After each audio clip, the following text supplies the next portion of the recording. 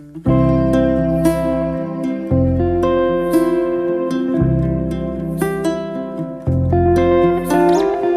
everybody, and thank you so much. This is Aminah.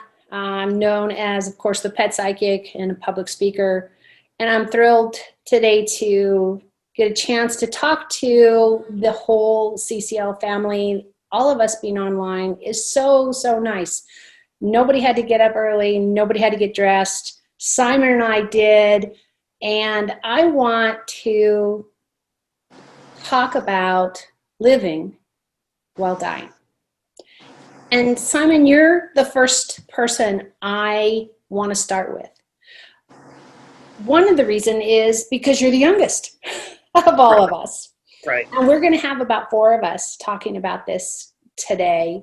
And what I really believe is you have a perspective. What am I talking about living while dying? Well, it's our fact. It is what we do every day. If you consciously know it or you unconsciously know it, we're right now in a very unique historical time. And it's not just about that. This is about every single day of everybody's life that we are living while we're dying. You could go to the park. You could go to the grocery store and not come back for 100 reasons. Somebody drove over you, you tripped on a can, you had a heart attack, whatever. Life happens when we're participating, good, bad, otherwise. And I want to encourage everybody to really live, not die with just nothing, but to really live and participate in your life. Is that your friends? Is that your church? Is that your spirituality? For Simon and I, we love, he's got his pet behind him. And me being the pet psychic and having actually spoken to his snake, I absolutely love. And tell us his name again. Oh, his name is Gemini. Gemini. Oh, yeah. Good for us. And what you don't, maybe feel is he was like, well, should I have that? And I said, yeah, it's plants, it's life. It gives life to what I hope all my talks are about.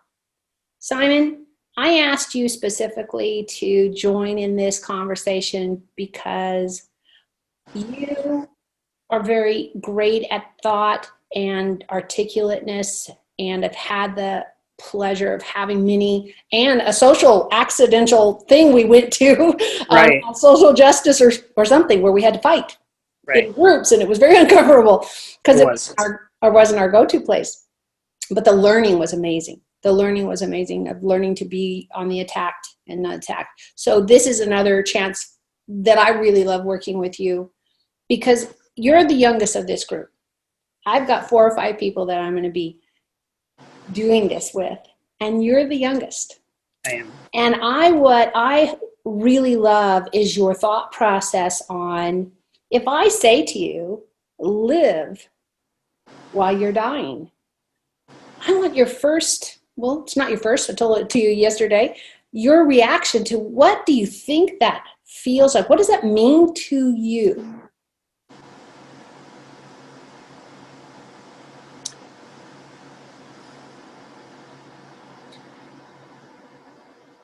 It's a hard question because when I hear living while dying, I think about, people with a terminal illness or people who are at the end of their life or some other thing. But I don't necessarily think of myself in that camp until I reframe it as, well, I mean, the moment anyone's born, they start to die. Their cells are turning over and making new cells, and the cells die and they get turned over and over again. I don't know where I heard the statistic, but every 7 years, your body has all new cells compared to 7 years ago. You don't have the same cells you did 7 years ago at any given time. So true. In terms of me specifically, I hope you're going to edit out all these weird, awkward pauses.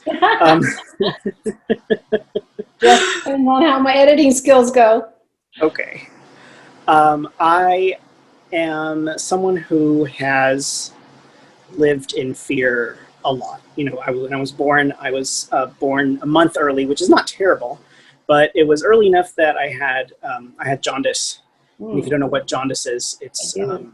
it's a symptom of liver failure.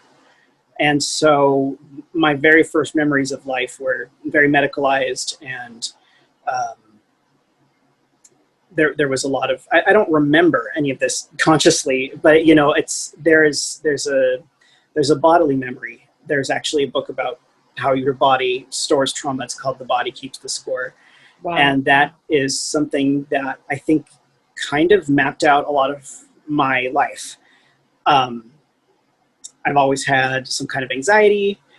And then as my life progressed and I went through, you know, new traumas and fresh ones, that kind of mounted to a clinical level, to where now I'm not, you know, terribly, I'm not in bad shape, but I definitely still live with a lot of my PTSD and OCD and all of those other, you know, pathologizing ways to label, you got problems. Right. And so one way that really manifests for me is something that my therapist calls foreshortened future, which is this belief that your time is running out all the time. And that has simultaneously pushed me to really, really want to do all the things I want to do now and immediately, and also overwhelming to the point where I do nothing. So I'll make all these plans and I will try to push myself and motivate myself to do all these things, and I end up just going home and doing nothing. Or, you know, doing, you know, little bits of it, or, you know, maybe seeing people once a month instead of more often. Obviously, this is pre-pandemic, right? Um, so that's one way that, you know, I think about death a lot more than a 27-year-old should, or a lot more than other 27-year-olds I think about. You know, I could lose people at any time, and that's something that actually plays out as an obsession in my head, that I could lose anybody at any time. I could die tomorrow without having done anything I wanted to do. And I could do one wrong thing and cause myself or someone else to die. Mm. That's honestly an obsession of mine to the point where it's unhealthy, and that's something I've been working on for a long time. But one of the ways that manifests is, it used to manifest in being very clingy with people, and now it manifests in becoming very detached. Because in my subconscious mind, it's, well, that connection can end at any time, so why should I become invested when it ends with pain? Mm. Logically, it's because the joy supersedes the pain and comes before it, but it's hard to change that habit. So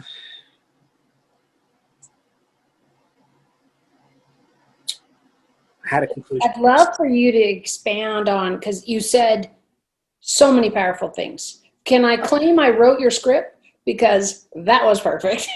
Because No, it's mine.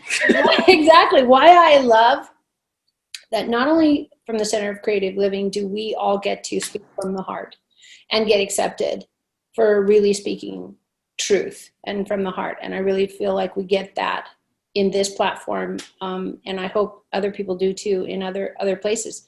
But what you said was gold, absolutely gold, because you talked about the duality of living in the moment and then going home and doing nothing.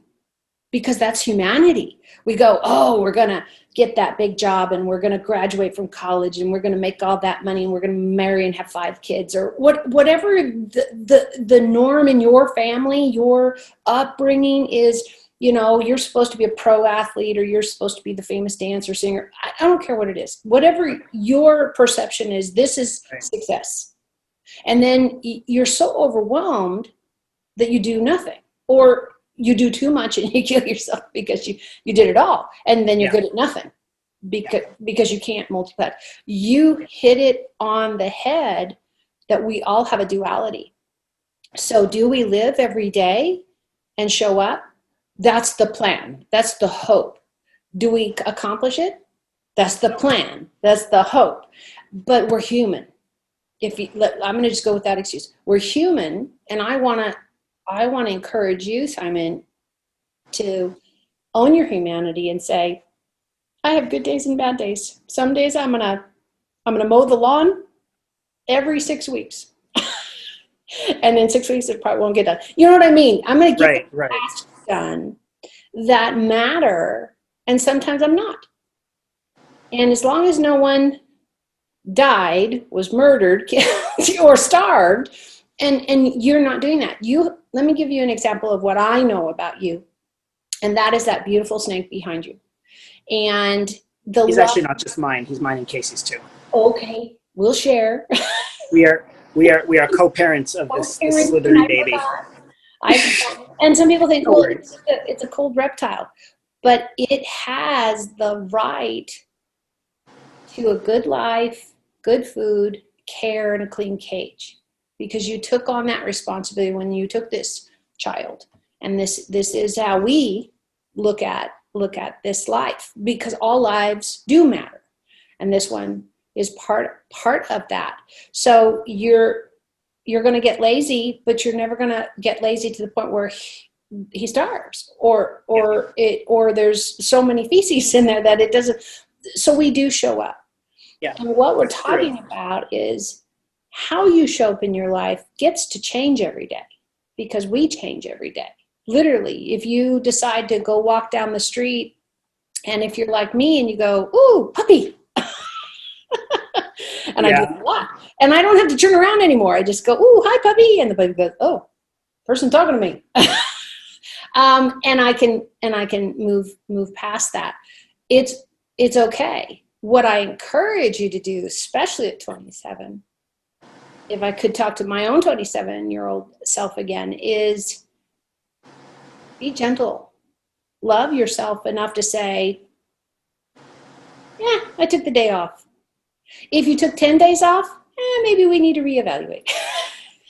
But you can take a vacation from the stress of life, because then you can do the next day, next time better, and encourage you to do that, because you have to. Sometimes it takes a lot more work to find that joy, to find that happy place, to find the good hair day. I mean, goodness sakes, you have curls. I got nothing. I mean, what was wrong? But these are so hard to manage. This isn't. Wash and wear, there is nothing, because it's not going to get any better. Oh, gosh. And people say, you should curl it. I said, why? I get on this side, I get on that side, this side's dead. I mean, yeah. We all have gifts, is my point. Am I going to be an opera singer? No, nobody wants me doing that. Nobody wants me doing that. Would I like to be? No, but I would have loved to sing more than I did. I love art. I have family who are professional artists, but do I want to do that? No. So it's okay to be you. I want you to realize that at some point, this life is finite, whatever you see it as. And if you show up most days, because we all deserve a vacation, then I think you're a success. And that's how I look at it, and I encourage you and everybody else listening to do the same. And any fabulous suggestions, last words, anything?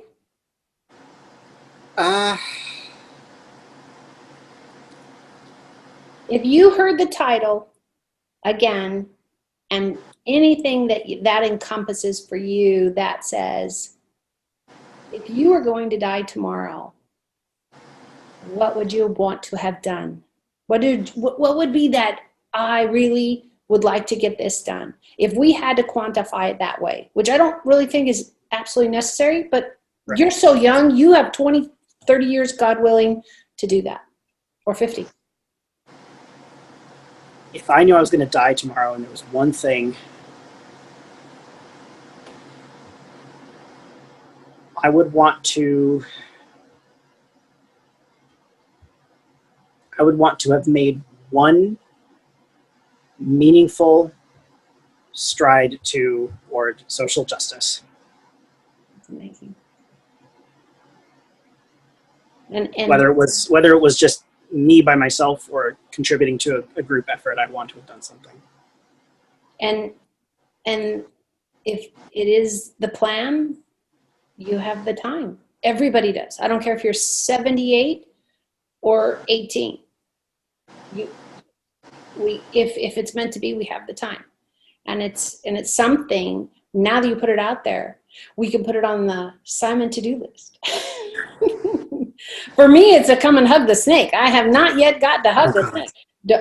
Just so everyone knows, you can't really hug a snake. No, they hug you, but yes, it's the reverse. They love the rappy. right. Any last thoughts, Simon? I thank you so much for doing this. Anything you want to partake on, anybody? I think this is going to sound morbid, but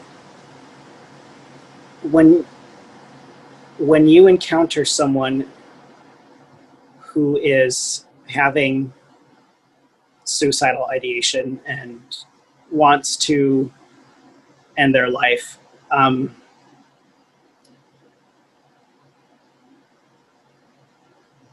make space for them. And what I mean by that is be there for them and be a hope for them. But don't try to erase their suffering, because you can't. I want you to repeat the last part. Make space for them, huge. And don't try to erase their suffering, because you can't. I really want everybody to hear this. Make space for them, but don't erase their suffering. That's for them to do. If I understand you correctly, and you correct me, yeah, is we're in the support role. Yeah. For those that are going through that, we're in the support role, but we cannot do it for them. Thank you, Simon, so much. Powerful words that somebody that is watching this is needing to hear. And virtual hug from here.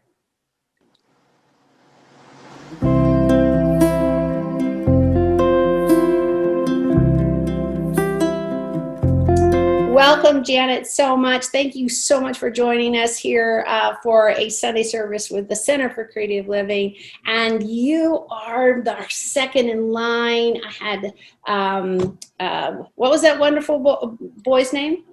Simon already join us this morning. And Janet, you've been so kind to start us out with a blessing. So please tell us all about this candle. Absolutely. At the Center for Living with Dying program, the candlelight is the symbol of the fact that we are that light for and with each other. When my brother died many years ago, before he died, he taught me how to make the little origami crane, which is kind of a universal symbol of hope and healing. And as I light this light, it is a reminder that even in the darkest grief, even in the most difficult of times, we can be the light for ourselves and for each other. And it's so powerful to be able to honor that and recognize it in ourselves and in each other as we go through these journeys of dying, living, and everything in between. Because it truly is. Our life is full of change. Change is the constant.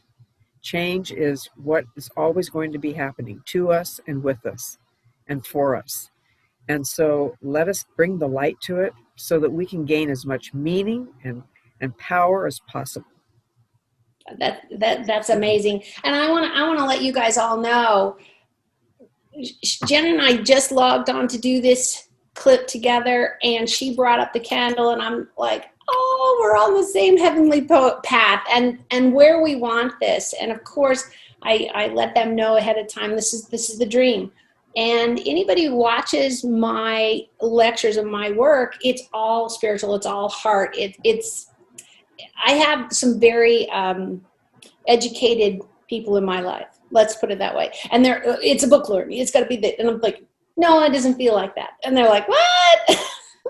So Jen, I honor you for starting us off on this section of talking about what we're talking about.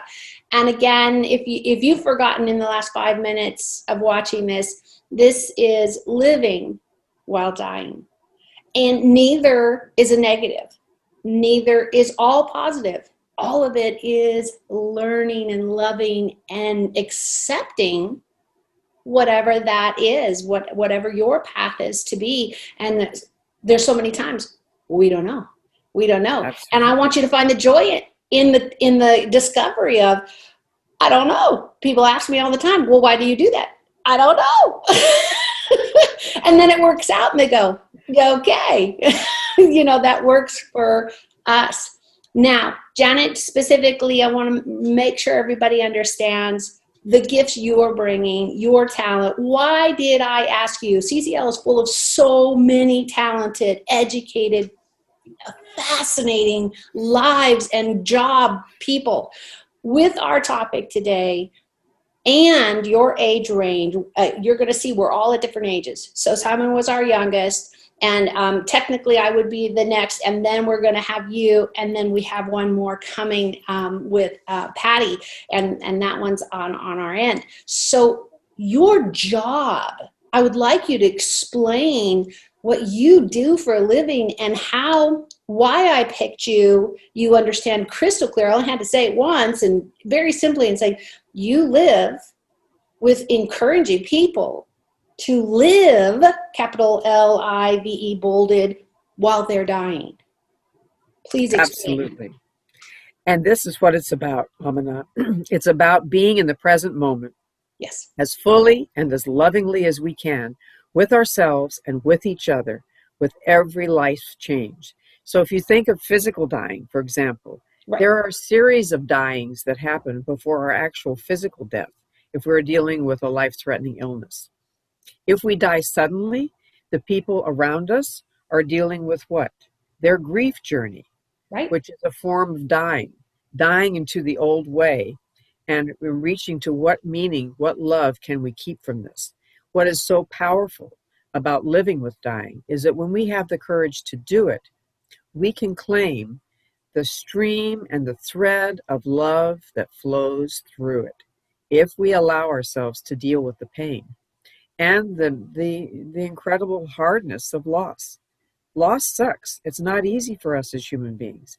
Right. And we need a safe and comforting place to explore it, to understand what our role is in building from it, and to, most importantly, be gentle with ourselves during it. And you know what I would dream of? And you tell me what you think. I would love to see us start to come into not being afraid. Yes. Not appearing to death as the Grim Reaper in all the Halloween, guy holding the staff and all that representation.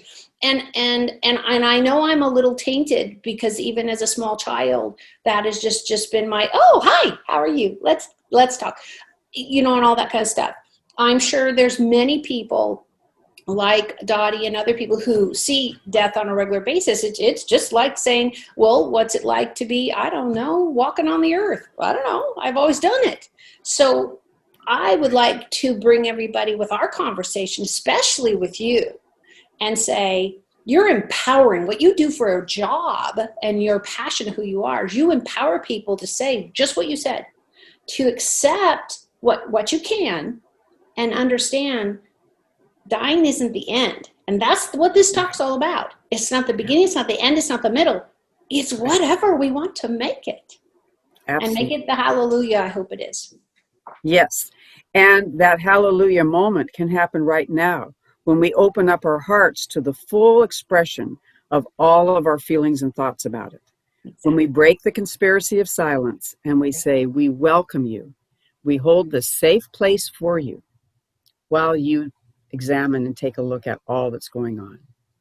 What do you say to somebody who comes to you? Because I know you're dealing with, and correct me if I'm mistaken, I've gone to the Light of Lights, and you are please more than welcome to touch on this amazing evening of people being able to really celebrate in a room with people who have experienced loss. And a lot of times it's loss too soon. That child, mother, father that you were supposed to not outlive, you know, that type of say, dealing with AIDS, dealing with whatever, cancer or that type of stuff. It's a celebration of life. So having people take that, and how do they make that transition? How do you, if you could, I don't know, can you put it in 1 through 3 in a short? Yes. Okay. Yes, actually we can because we developed it. Yay. So there are like 4 steps. First of all, you acknowledge it. Okay. And we don't shove it away. We don't bury it deep. We acknowledge all of the feelings we're having about it. It can be joy. It can be fear. It can be sadness. It can be guilt, whatever it is. Honoring it and then expressing it. That's the second step, expressing it. Getting it from the inside to the outside by talking, by writing, by prayer work, whatever works for you. And then the third step is the action step, where we actually take what we've expressed and now we look at it with new eyes and say, what action can I bring to the world, to myself, to my loved ones that gives meaning? And that's what the Light of Light ceremony is about. I'm so grateful you brought it up because it gives us a chance. It means so much to so many people. And so please, here's your 5-minute commercial of you do it once a year. Yes. And tell us when you do it. And again, we know why, because we're celebrating life. Yes. And something special about it. So the Light of Lights happens on the second Wednesday of every December. And we've been doing it now for 35 years. Wow. I thought it was on the second only Wednesday. 30. Nope. 35 years. We just figured it out that it was that long. Wow. And so what happens on the Light of Lights is that we all come together as community and we light candles and name our loved ones or name the situation we're lighting the candle for. It doesn't even have to only be for a person who has died or who is ill, for whatever we're lighting it for. And we come together in community and we honor that. We honor each other's grief and loss, and also underneath it all, we honor each other's love. Absolutely. Which even death cannot take away. Right. And the power of it is we're doing it together. So there's no shame, there's no isolation, there's no difficulty. It's just us being together, giving and receiving each other's support as we light the light. So let me change it up and talk about you specifically as a person. And this is something, and you can touch into whatever organically, because you and I both know there's higher spirits of telling us what we need to say. And I know with Simon and I, it was truly that way. And we're going to go through that with Paddy also. Your point in your life, either have that as your example or your experience with your job. What you do besides the Light of Light and all the other things that you're dealing with first responders. I remember when we were talking about, the fires and the flood and the protests and you're helping the police department and all that kind of stuff. You are on the ground floor with people who are watching life and death. This is why I'm asking you, because not only are you in a point of your life where you go, okay, what do I want to do before the next 10 years? Or if I have 10 years or, because we start thinking about that after we hit a certain age. And, really can I make that marathon anymore? Yeah, maybe not. My knees are not going to hang out. So tell me whatever organically you think would help living while dying, because we're all going to get there. We're all going to get there eventually, but we can do this better. And that's what you and I are talking about. That's what all of us are talking about, is doing it with happiness and glee and on purpose when we can, and making a plan when we can, and just say, you know what, we got this. So I think you said it very beautifully, doing it with in a purposeful way. Okay. And when we have a plan, we can. And we know at the end of all of our planning, life is a surprise. Life is an experience. I mean, we don't know what's going to happen, and we don't know, when we're going to die. We don't know what's going to happen. And so leaving ourselves open for the gifts of love, light, powerful wisdom that comes to us in the moments of opening our heart. So for me, it's about opening my heart. I may die tomorrow. I'm old enough. A lot of things could give out on me, or I could get hit by a car. Right. You know, I And mean, that's any of us, right? that's it. Exactly. And so what it does is it kind of frees me up to live today as fully as I can. Just taking that moment every day, and how can I live it as fully as possible, as deeply as possible? And that means being present to my fears about the future, Right.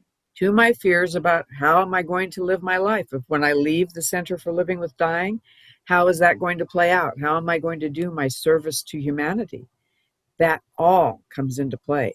And so it's a matter of honoring what I'm experiencing about planning for the future, but also being in this moment. And that means if I am touched, allowing myself to cry, if I am in pain, honoring that. That's just the other side of love.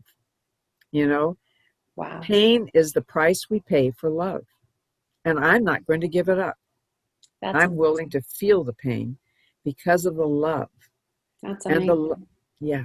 And so it's like opening up to that and not being afraid and being gentle with myself when I am afraid and just being with it moment by moment, second by second, step by step, breath by breath. Well, and I hope what you have found is what I have found is, for me, my tipping point was 11 years old. I lost my best friend's parents, who were, her mother was my mother. It was the one I spent all my time with. She's the one who explained all the girly stuff that we were starting to go through, you know, pre-puberty and everything. And they went to dinner and never came home. Oh, And this is what we're talking about. You don't know what that plan is. We found out on the 8 o'clock news. In those years, it was legal. So what a horrific way to find out, though. Exactly. My best friend calls me on the phone and says, my parents just died. And I went, that's not even remotely funny. And I said, how would you even know that? She said, because it's on the news. And so talking about this stuff of, you don't know the plan. You don't know what's in the plan, and to live every day on purpose that you can. Yeah. I want to stop and say, Janet, I love and support and think you're fabulous. That's why I keep asking you to do these talks with me. I love it. Because we're in the same train and that kind of stuff.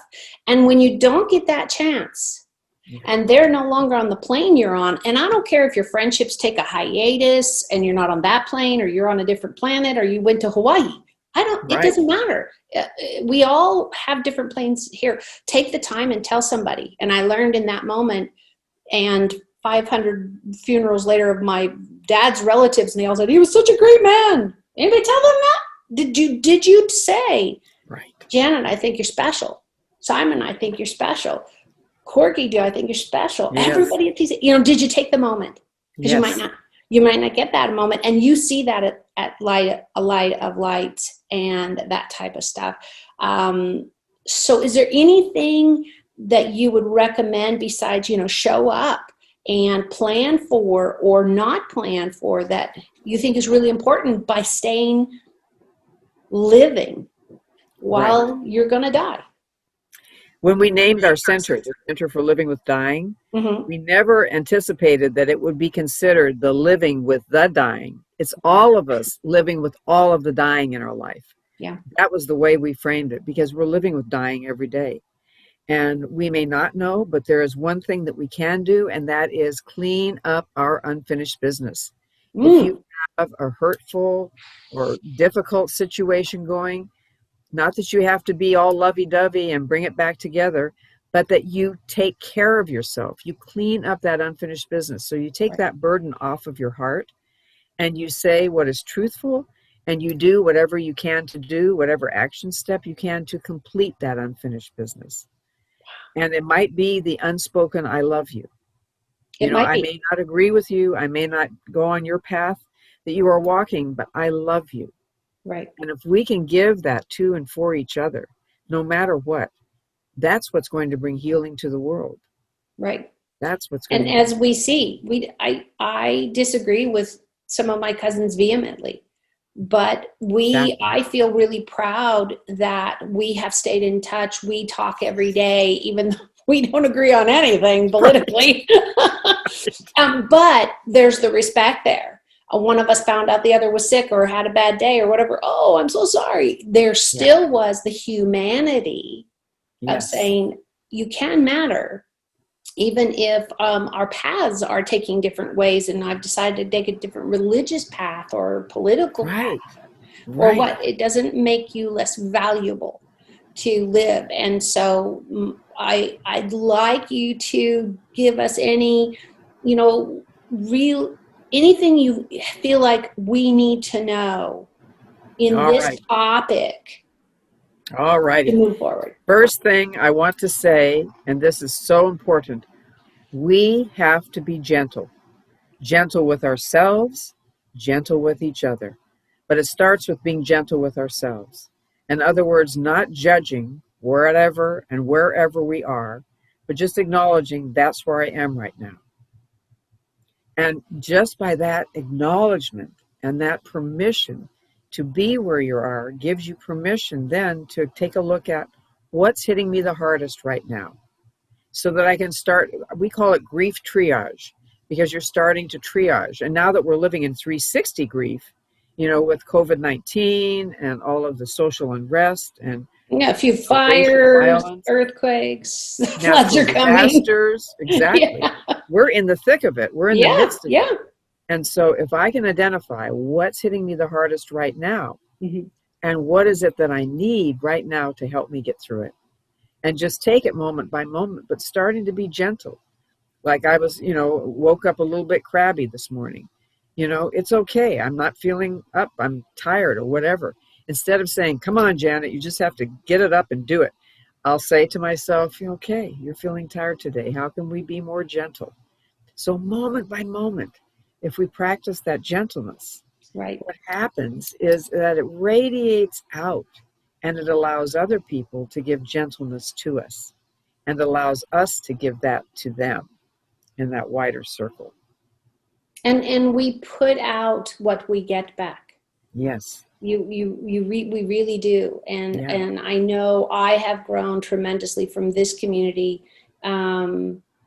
only having found them a couple years ago when I moved back to the Bay Area. And it's a blessing. And that's what we're encouraging, is that whatever your joy is or glee is, or Yes. whatever, even in a time like now, we're going to get so good at Zoom. Yes, we are. We're Zoomers, Zoomies. We're Zoomies. And that kind of stuff, because this is the new way to connect, because I can love and respect and all that kind of stuff, and keep you safe, and vice versa, keep my family safe. Exactly. And have that, what you're talking about is meeting people where they're at. Yes. And where you're at. And we can Yes. all find that common ground, just like we talked about the political differences and that kind of stuff. And sure, there's topics that you just don't touch, that you don't touch. And I Absolutely. would think with dealing with, I remember when I think it was the fires that you were talking about, and the police also, and just the heartbreak of them and Yes. what they do, finding, and children and people that are injured and passed, and having to deal with that as a day-to-day. You have them a most amazing insight why you're good at what you do and where you're at in your life. And that's why I wanted to, really talk to you about, how do you stay present? If you had one last kernel of knowledge, would it be this? How do you experience life's tragedies? How do you get told by the doctor tomorrow or yesterday, have you got your affairs in order? We all know what that means. Yes, we do. It's You're imminent. absolutely right. It's Aminah. imminent. And Yes. you should have it in order, because, I've had family members leave it to family members, and that's just cruel and terrible, and then everybody fights. Yeah, exactly. And you should be in charge of your own stuff. What do you say to all of this with that topic? What I say is that as much as we can, to honor where we are right now, take a look at how we can take care of the people that love us by getting our affairs in order. Mm-hmm. Because we never know, like you said, it could be a long-term illness, it could be, A car accident. a very quick, right, a sudden Boom. event. Right. There you go. Exactly. And how do we do that? Mm-hmm. We be present to every moment as much as we can. and we be honest with ourselves, and we find what is, this is the most important fourth step, the reconnection to what is still good in our lives.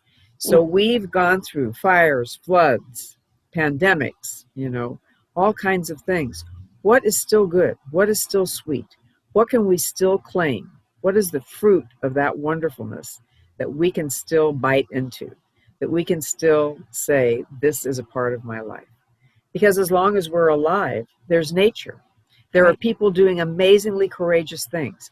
And when you ask, how can I be present to first responders, firefighters, medics, nurses, police, this is how I do it. I feel what they're telling me. I don't just let it flow off of me like Teflon. I take it in. I feel it. I allow my honoring of it to be real as much as possible. And then when they are completed with me, I then hand them back their experience, because it is not my experience. Wow. It is not my experience. But what I can do in this moment in time is I can be present and walk beside them as they share their most painful experience. And that's an incredible honor. I do feel it. And then there are some days where I feel it so much, I have to do something for myself. Yeah. Self-care is huge. It's got to be huge for everybody, but especially somebody in your profession. And what I'd really like the audience to really point out, if you're not into body language, which I want to point out, is look at what you did. You did this with your hands. This is truly, and it's not just because it's around your face, because that's the way you're sitting. It's the gesture of us all holding space. That's right. For each other. In whatever way we had, because there's no boundaries here. The fingers have air and opening, and there's a flow through. So I want to encourage everybody to love people where they're at. Yes. And that's the key. And that's all you can do. And it doesn't mean that you have to show up every day. And when you get tired, you have to do the self-care. Because then you have nothing to give. And you know this better than most people, because it's your job. And you do it out of passion, or you wouldn't have chose that job. Probably. Right. I wouldn't have been doing it for 45 years. Exactly. But I've got to tell you that sometimes I don't do a good job at self-care either. And I want to acknowledge that. Sometimes I fall off the wagon. Sometimes I'm not paying attention. And so that's when my loving friends like you, Aminah, and our many wonderful friends at CCL will call me up and say, hey, Janet, you were on my mind. What's up? Exactly. And they'll kind of guide me on the path of self-care. Because sometimes when I'm overwhelmed, I can't gather together my resources for self-care. Right. I can't gather together my heart hotel and remember all of the wonderful things. I need people to kind of support me through it, to help me claim that meaning and claim that sweetness. So we can't do it alone. This is also, we do it together with and for each other in a beautiful way. And in one way, we do walk our journey alone, but in another way, we can be that loving support. Absolutely. That circle of support for each other. So I am so grateful. And that's why I love the gesture of your hands, because you see the fluidity that it comes together and all of that. And you can have this as the people or not. I mean, it's open to an interpretation. And so when you put your hands up like that, I was like, oh, that's perfect. So I'm going to let us end here with you, let you go on to your wonderful day. Thank you for giving everybody an insight of where you're at in your time of your life and with this amazing life you had, and letting us. So there's our light. How would you like to close? Anything last? Just remember to be gentle with yourself. Do something fun and life-affirming that connects you to the sweetness of your life. Take a nice deep breath and know that you are the light, bringing light to our world that so needs it right now. And I am so grateful. Thank you, Aminah. Thank you, Janet, so much. Talk to you soon, and hopefully see you sooner. Absolutely.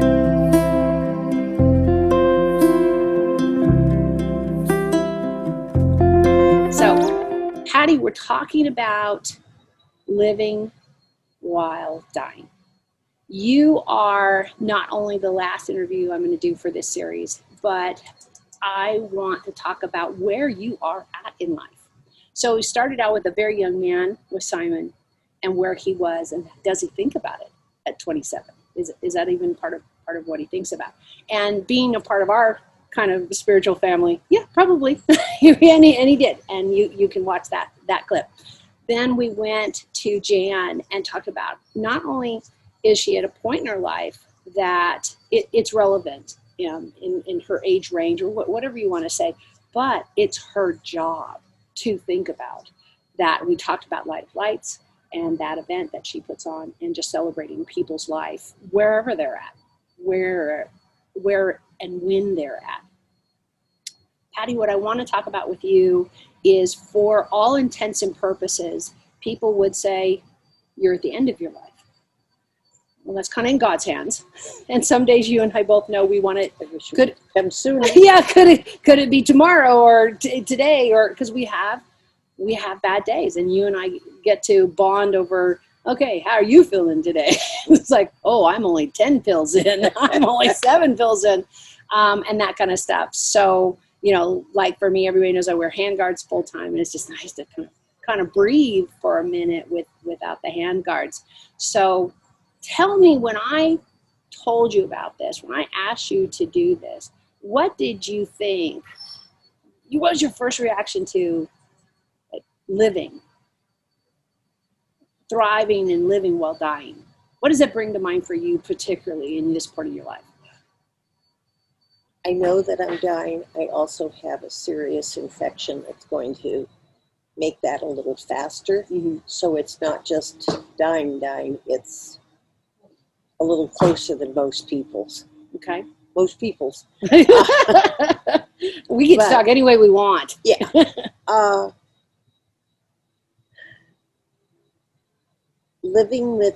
I'm 84. I'll be 85 in March. And for years I've said, I'm going to live to 85. I'm going to live to 85. I wasn't predicting. It was just something. And so you're saying this, plus being, hit the halfway mark to 85, it really caused me to stop and think. And one of the things, bucket list. I've finished everything but one thing on my bucket list, so that's irrelevant at this point. But what do I want to do with the rest of my life? That's the important thing. And I made some choices, good or bad. I've made some choices, and that's what I'm doing at this point, is trying to live up to those choices and work on them so that when the end does come, I'm already prepared for it. And anybody who knows me knows that I'm a maximalist. And so downsizing doesn't work for me. However, I have a room that needs to be downsized. That's one of my big goals. I mean, nobody else that would be a goal, but to get the brown room But at the down. end of your life, it might be. Yeah. And for those of us who've had to liquidate our families, parents, grand aunts' homes, we go, oh, please liquidate the room. Yeah. Because we would rather you decide what happens, where it goes, how it's handled, than us going, well, do we just take it all to the Salvation Army or put it in the dumpster and all of that life, or for me, I'm the keeper of everything, of the usability of those items. And I love that you are not only caring and showing love and respect for the people who come after you, that have this beautiful home to liquidate and decide what happens, but you're cleaning up the room. That's a negative. Well, let's look at the positive meaning. You're saying, I care about what happens to my pets, what happens to my stuff, what happens to the junk I left behind, because I've lived an amazing life. But maybe I need to take care of a few things before I'm ready to move on. I have lived an amazing life. I have no regrets to my life. I mean, there isn't anything that I haven't done except go to Ireland.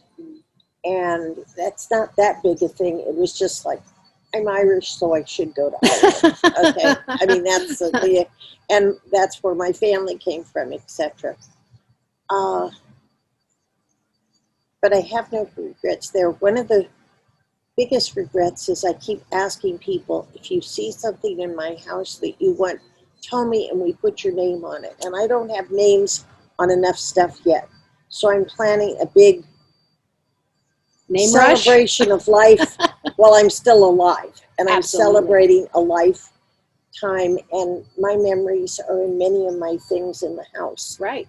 And they're all very important. I was thinking of downsizing, and I realized that if I downsize, I'm going to look and I'm going to say, oh, that's where that went. And I'm going to buy something new to replace that spot. And I thought, no, I'm better off to leave. But what I am going to do is have this big celebration of life. And by dang, everybody better put their name on something or they're not getting out the front door. I don't care if they take it home and throw it out. I don't care. They're going to get their name on it. They may not get it till I die, but Right. I'm going to have name, address, and telephone numbers, so they ain't going to escape it. And But doesn't I it really have doesn't no that give you regrets. peace of mind? Because Yes. I want to come at this. Let's say we're talking to somebody who's listening and saying, "Well, gosh, isn't that really materialistic? Or isn't it whatever?" ... it And isn't it's like, materialistic, though. no, it's my life. Exactly. And it's for me, and I think this is what you're saying, so I'm asking you this, stating it as a statement, but really it's a question.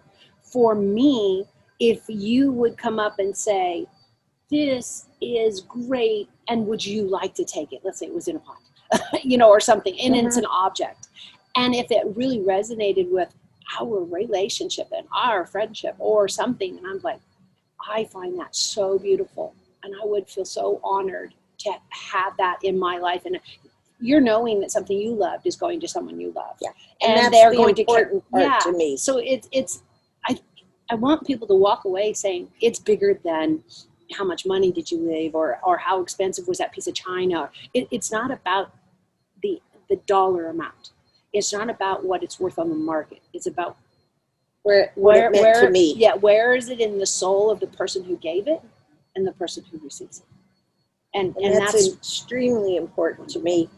And I would say anybody who knows me knows that almost everything in my house has a story behind it. I just didn't buy it because I liked it. No, Right. I was in a little village in Mexico, and I met the family who made it and who painted this and da-da-da.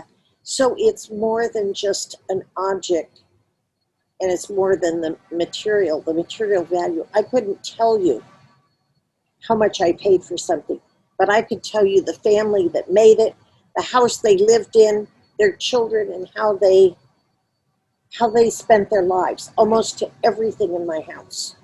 And doesn't that speak volumes about what we're talking about? Living while dying. And each one of you we've talked about and said, well, everybody's dying. I mean, it could, God forbid, be somebody as young as Simon. It could be Janet or myself or any of us. But and I'm fortunate. I know that I'm dying. Yeah, you are at Closer. what the society looks at is, oh, well, you're at the end of your life. But guess what? You just wrapped it up that you are still living every day on purpose, every day giving, every day enjoying yourself. You and I try to touch base as often as possible because we just love talking. And it's just because I like you. I like who you are, and I hope it's vice versa because we're having a great time, and it's been that way since we met. This is living while dying because you are showing up every day, and it doesn't matter if on the clock in the medical world you're about ready to clock out. Nobody knows that. Nobody knows that, and I applaud you for these choices.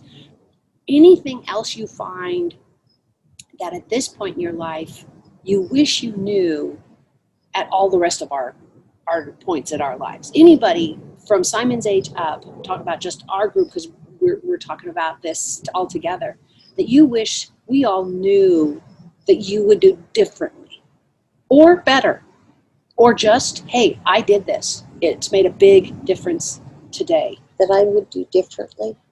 Or you want to make sure we know. Either any of those that you feel is important to say, I'm coming chronologically to the end of my life. Make sure for me, when my best friend's parents were killed, and everybody's heard this story who's talked to me, and we were 12, and it's just not supposed to happen. Pilot's not supposed to die in an airplane crash that he's driving. So flying, What would you do differently? I have made a lifetime of saying, I love you. I respect you. I miss you. Call somebody. That's what happened for I've been me. calling. Thanks to COVID, I've been calling because I can't do anything else. Right. And I have reconnected with a lot of people that I hadn't talked to in years. I think probably my one regret at this point is I had 13 foster kids, and my last one was my favorite. I guess, that's the baby in the family. The last one was there. There you go. And I would like to find her, and we have done everything in the world to find her. And we've gone to where she lived last in Capitola. We sat there until somebody came out of houses, and we asked them if they knew where she moved, and nobody knew it. So if anybody knows where Leslie Haas is, please let me know. Tell them, please. Please let me know, because I really have tried every means possible to find her, and we've just lost touch. And most foster kids, that was not a happy time in their life. Even though we made them happier, it wasn't happy for them, and it's not probably the best memory they have. So it's not that we didn't love one another during that whole period, and probably still do. And she probably talks about me like I talk about her in fond memories, but it's just not something she's going to put a lot of effort, because I'm still in the same place. I've been in this house for 60 years, as you can tell by the size of the bushes. But I've been happy throughout my whole life. I have no regrets, really, of anything I've done. I wish I'd been closer to my sons, but they both had careers that were not going to happen in Santa Clara County. So they've gone out. And I regret that my oldest son died at 36. That's one of my saddest parts in my life. But for the rest of my life, I've had jobs that I loved. They didn't pay really well, but I really liked my jobs. I have a beaucoup of friends. And friends, my best friends have been my best friends for 50 years. I have a new friend who I've just had for 5 years, and I embrace her. So, no, she's only been with me about 3 years. But I embrace all the friendships I've had, and I'm thankful that I've had the opportunity to have them and to keep them. And I know you and I randomly contact each other. It's supposed to be, but it's every time. It's like we haven't gone any time at all between it. And what I love about the reason I know why we are friends from my side of it, you get to have your own vote, is we both show up. Hi, Paddy. How are you? It doesn't matter if it's walking by you at the center at an event and I'm running a class, or you're getting something to eat, or you're visiting with somebody. But it's just that 2 seconds sometimes of saying, I looked you in the eye. Hi. And you and I know what we're talking about. This is that connection, even if it's for those minutes, because we're on our path of wherever in that moment, but we stop and we connect and that kind of stuff. And I have been incredibly blessed that you chose me when I first went public on being a pet psychic. It was really, really scary. Because I know if you'd ask me, what's it like to be a white girl? Well, I don't know. I've always been one. It's that way for me, and the gift God has given me, and I've grown it, and I've gotten to learn, and I've shared a lot of really fun stories with you. But you showed up so genuine for me, and just, oh my gosh, wait till you hear what LaRue did. Wait till you hear what so-and-so did.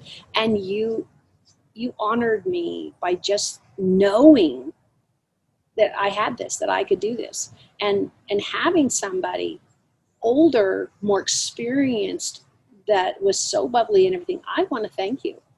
I want to thank you for being my friend, but not only, but being my client, and being my client and giving me that, I got this. And we have tons of stories, and just the really brief one is for Patty. Charlotte. I have done home visits.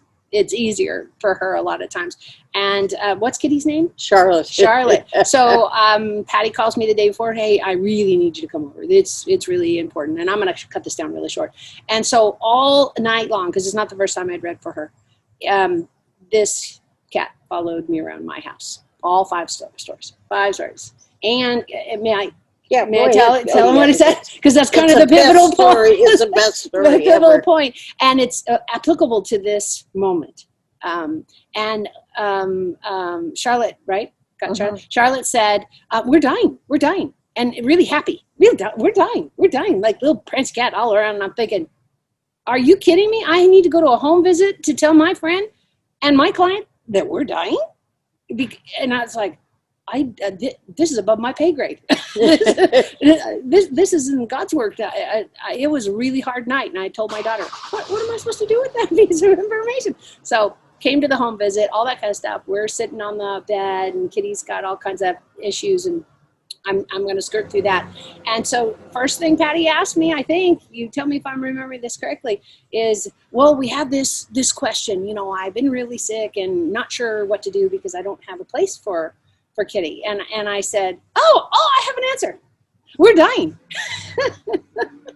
And I had been trying to decide what I would do with Charlotte because she's a feral cat that will only be near me. She attacks anyone else. And I was trying to decide what to do. Do I put her down? She's only 6 years old. And that made me feel secure in my decision that if I go, she will go too. And a lot of people say I'm being very selfish, but if you met Charlotte, you would say that's a really good decision for everybody. She's highly opinionated. She absolutely knows. And just a 411, and correct me if I'm wrong, this is the one that came to you part feral and only goes to you and hangs out in your room and is not real sociable. She's a wonderful cat. She attacks. Yes. So I was being nice. I was being politically correct. She attacks. And she has never attacked now me. that she went after 4 times this morning. Yeah. Because the woman was trying to wake me up because I had this appointment. And so she came to the door and she kept saying, Paddy, and the cat was on the edge of the bed and growled at her, the ears down, and was really nasty. And she said, your cat's like a dog. She's protecting you. Yes. So that's why it's a good decision for her. And it gave relief to me because it was one of the last big decisions that I had to make. And I had been working on this. I had everything, everybody else in my animal family was taken care of. But what do I do with Charlotte? I mean, I can't give her to a friend. That's not a fair thing to the friend. And you and I talked about a shelter is going to put her down anyway because she's too aggressive and not friendly. There's the idea that I want to leave with everybody on this specific topic is you need to make decisions. Hard ones, good ones. Yeah, it was really tough. And you should have seen the relief on your face when I said, I got an answer for this. And I was so excited because I've been hearing it for 8 hours. And I'm thinking, I get to tell her she's done. What? And I was such a relief. I already knew I was dying. Yeah. I didn't know what Charlotte was going to do with it. So to bring the whole conversation together, we were both laughing our butts off. You would think, wait a minute, what? What I want to empower everybody is dying is part of living. And if you learned anything through all these talks and bringing different people and where they're at, and Patty and I both feel so strongly that living while you're dying is just what it is. It is. And you get to decide how well you do it. And we are championing you to do it better or find that peace, tell that person you love them, because now or any other time, you don't know. You've probably had it. I know, sadly, I've had it, where people go to dinner and don't come back. It was dinner. It was a walk to the park. It was, this shouldn't have happened. They were 12. It doesn't matter. because when it's decided that that's the next transition for you, I want us to do it with love and compassion for ourselves. And I want to bring in what you've done is prepare so that you have all the things you want done and taken care of, and not leave it to, oh, well, my family will take care of it. Oh, God, no. Yeah, let's not do that. Or take a dumpster. Yeah, there you go. Even my parents, we still had months of getting things where they needed to get, because they lived, like you, a lifetime in one home. And my mom was an artist, so we had art out the wazoo, and some of it quite valuable that she bought that she didn't create. So tell me, in summing things up on this specific topic, if you have any other, because you're the one that's going to give us those seeds of, have you thought of this? This is what I'm going through, and you really shared that with us, and I really appreciate that. Is there anything you think that we're missing? And I don't mean meeting with the lawyer. Embrace your friends and use them, and that sounds a terrible word, but use them to help you make this transition. And everybody's willing to do it. It's amazing. They're sad at first, but when you go at it positively, then they think, oh, she's doing it, and it sounds like a good idea. And I think I tell everybody, do what you need to do to make you happy. Your family comes second. You come first. And live it to the fullest at the, and have a good, happy mood, not happy mood, but it is what it is. And I don't mean that in a negative way. I just mean that it is what it is, and you can make the best of it, or you can sit and say, oh my God, I'm dying. And then you're miserably dying. And then you're really, every bone in the body hurts. Everything is a major tragedy. Right. But if you face it, it is what it is. What do I want to do before I go? And what accomplishments do I want to do?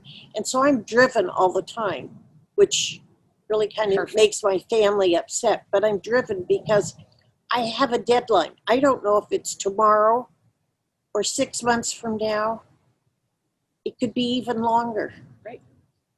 I don't know, but I know that I am fortunate in as much as I know that I am in a position that I'm dying, because the doctors have told me that. And I will die of what I have, but they can't give me a timeline, which I really wish they could do, because Exactly. Tell me I've got 6 months and I'll really work like heck to finish that brown room. There you go. For me personally, I would like it to be Thursday the 12th at 2 p.m. You're all done. And I'm like, okay, go. I'm not that close. I'll give it a month or 2 months, because it'll take me that long to if they say, so things. with whatever, let's say, today's the 20th of the month of whatever, and they've told you in 3 months on the 20th of the month at 6 p.m. you're gone. I'm thinking, yay. I got to go, because you and I would be okay. That means I got 5 things a day I got to give away or get it out or get done. I got to get the house up. It would give me a goal to work toward. toward.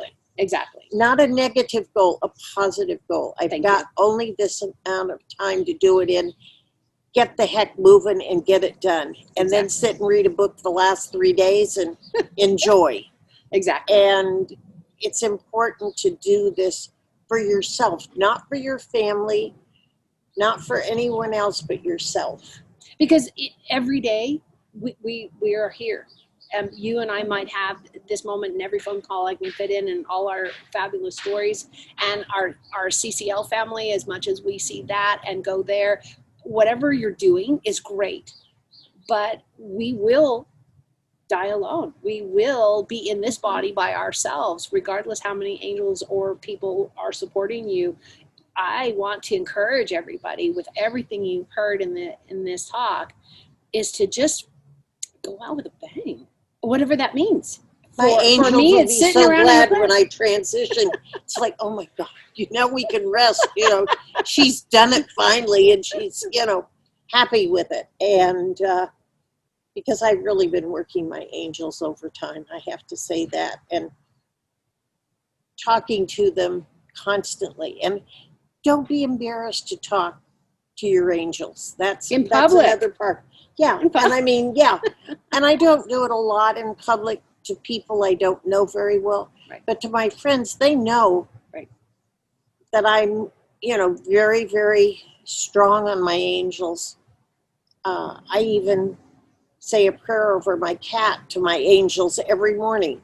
He can't go out until he gets his prayer to the angels. So it's a very strong belief, and I was kind of slow to pick up on it. And I think they were taking a much needed break. They figured we're together. We don't need to be around. We can have a coffee break. But I think, live it to the fullest and pray that it'll come quickly. And, I'd love to have a deadline. I really would love to have a deadline. Even a month deadline would be nice. Yeah. Here's your 30 days. Here's your whatever. Because you and I are planners. You and I are get it done. Okay, give me a date. Give me time.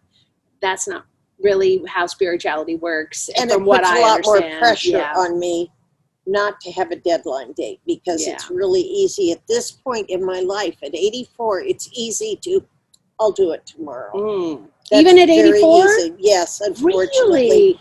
More so, I didn't think it would be. I was under the assumption at my age that it's, it's imminent, because most people think it's imminent. You could literally walk out to your car to go across the street trip and you break your hip and you're kind of done. And you're gone. And that you're kind of done. So fascinating that your perspective is, this is taking too long, or I wish I had a date. And I encourage everybody. I hope what I've given you is 4 different perspectives. All of us, I've chipped mine in here little by little with each person. I want you to live on purpose. Life can be joy, sad, mad, happy, glad, and everything in between. Mm-hmm. And that's okay. What I want you to do is reach out for help, reach out to connections, and love yourself, but love others every day, wherever you find them, because we are every day in a different place. Every day, happy, sad, mad, glad. And bring joy to other people's lives, not just to your own, but because other it does people. bring yours. It does. You and I love this. I mean, we grow plants because we think they're beautiful, but we really feel like it brings joy.